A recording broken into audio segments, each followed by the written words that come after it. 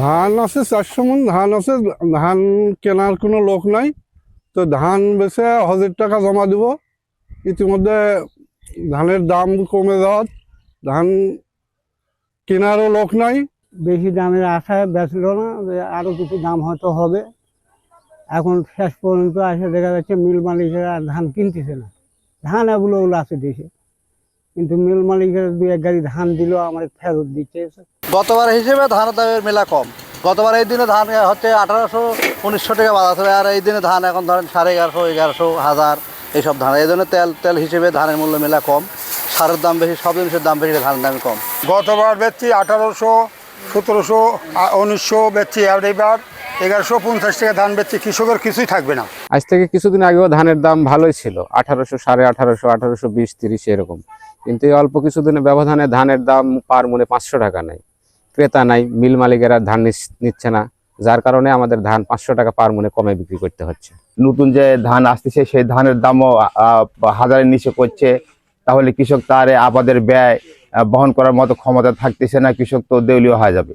আমরা এই বছর ধান কিনতে পারতেছি না, এর কারণ নতুন ধানের দাম অনেক কম, আমাদেরও বেচা কেনা নাই, বেচা কেনার অবস্থা খুবই খারাপ।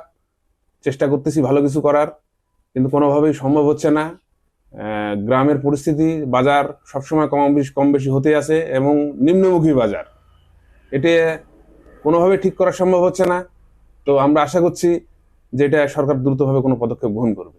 ধানের দাম এবছর অনেকটা ভালোই ছিল, কিন্তু এই মুহূর্তে ধানের দামটা কমে গেছে।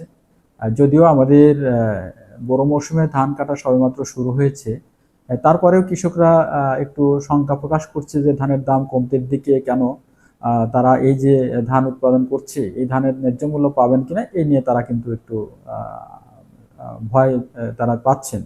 তো আমরা কৃষি বিভাগ বলছি যে ধানটা যেন তারা হলো কাটার পরে একটু শুকিয়ে কয়েকদিন মজুত করে, কারণ ধান তো সরকারিভাবে যখন একটা মূল্য নির্ধারণ করে দেওয়া হবে খাদ্য বিভাগের পক্ষ থেকে, তখন কিন্তু ধানের একটি খরচের সঙ্গে হিসাব করেই কিন্তু এটি করা হবে।